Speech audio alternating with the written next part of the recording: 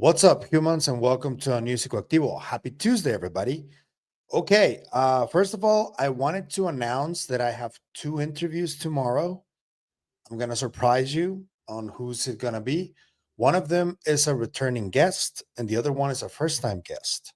So watch out for that one. It's going to be a long day, but very excited for it. Two very, very interesting conversations that I think we're going to have.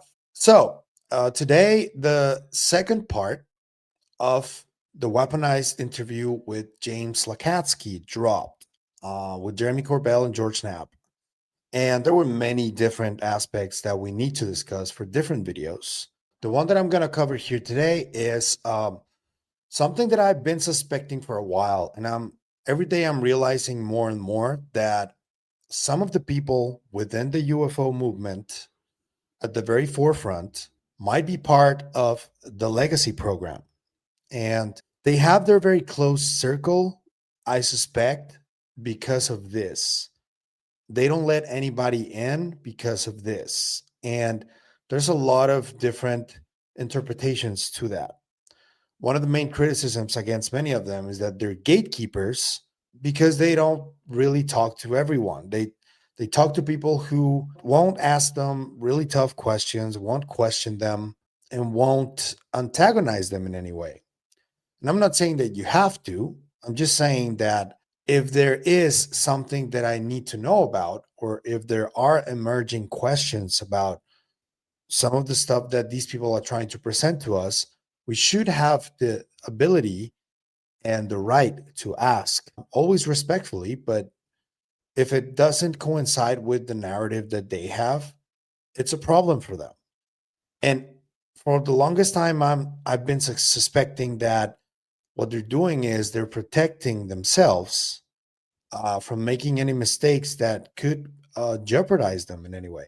And this is, I think, probably because they might be part of some of those programs. And today, we got a little confirmation from one of the people involved in this. He didn't say no, but he could have said no, and he didn't. Lacatski was asked the question by Jeremy Corbell. And this is what he said. So, hey, just right off the cuff here, through some investigative journalism over the years, I came to understand that you were read into and involved in a legacy UAP program before AAWSAP.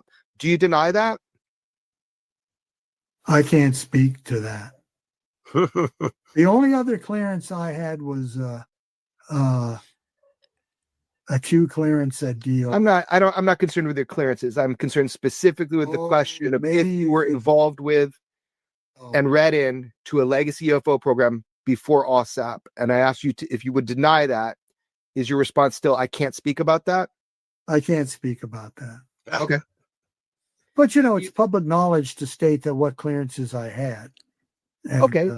Yeah. There's no two ways about that. But as to the programs they applied to, that's a different story. And that's why you're getting a slow roll on some of the people coming in to testify. It's like, oh, okay. Oh, wait a minute. Unless you have this compartment and are read into it and it's currently read in, I can't talk to you, Congress. Yeah, that's can't talk to Elizondo said that. David Grush said that. Dylan Borland said that. Everybody that has a knowledge in these special access programs, Congress needs to be able to hear those statements, which is a very difficult thing. That's why some of the closed door briefings haven't happened, because they wouldn't progress anything. Anyway, next question. I agree. Has there, to your knowledge, been any contact at a government level with any non-human intelligence beings? Yes or no? I can't make a statement on that. Do you know? What? I can't make a statement on that either. Oh, that's a rough one. What? Okay. He's not saying no. So the reason I am making light of this is because there are other names that I think we might be looking at potentially being part of the legacy program as well. And the people that I think might be, and I'm going to give you my reasoning behind every single one of them. The first one is Dr. Kit Green. And I do know that Dr. Green has been treating people who have suffered injuries from contact with some of these UFOs or UAP. Another person that has been helping him has been Dr. Gary Nolan. And I don't know if you have noticed, but Dr. Kit Green is not really a public person per se. He rarely does any interviews. As far as I know, he's like keeps to himself in his close circle, but he is part of that circle of people. And that circle of people involves Dr. Gary Nolan, Dr. Kit Green, Dr. Eric Davis, Lou Elizondo, Christopher Mellon, who else? Dr. Jacques Vallée, Dr. Hal Puthoff, and others. But the ones that I think could be part of the legacy program or have been part of the legacy program are the two I mentioned, also Dr. Eric Davis, Dr. Hal Puthoff. I'm not sure if Dr. Jacques Vallée, maybe he was at a certain point in the distant past, but I'm not sure. Remember, he was part of the BASS program with Robert Bigelow. And so was Dr. Eric Davis, Dr. Colm Kelleher also. Dr. James Lacatski was part of AAWSAP, and he's talking about this now. So there are others that I think probably were part of the legacy program. But the main idea here is that in the movie Age of Disclosure, there is a part of the film where even Joe Rogan has discussed this about them seeking amnesty. Who's seeking amnesty specifically? Dr. Eric Davis said it to you guys just last week, right in front of your eyes.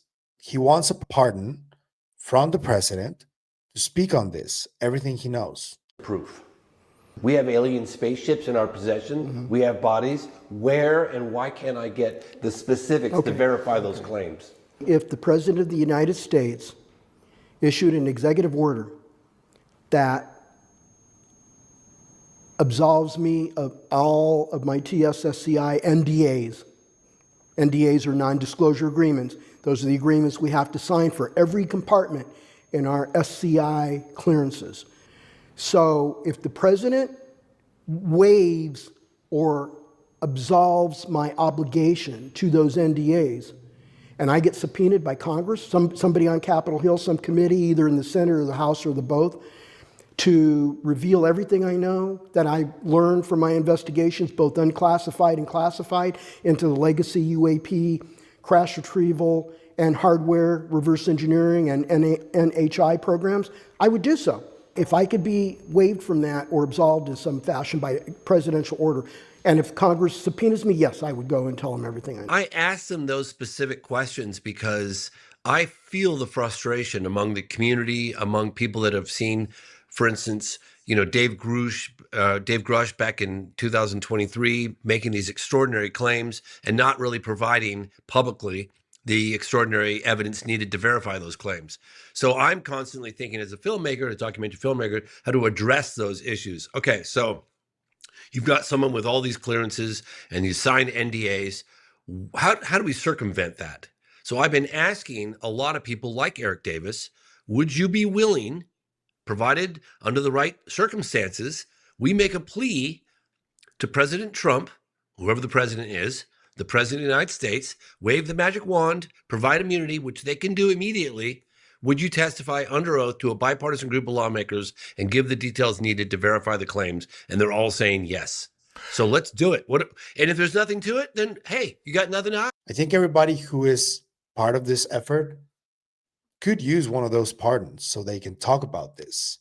And before anybody jumps to any conclusions, if I think these people may be part of the legacy program, that does not mean that I think they're bad people. Remember, if these legacy programs exist, there are many who were working in a compartmentalized situation where they never found out what they were really doing.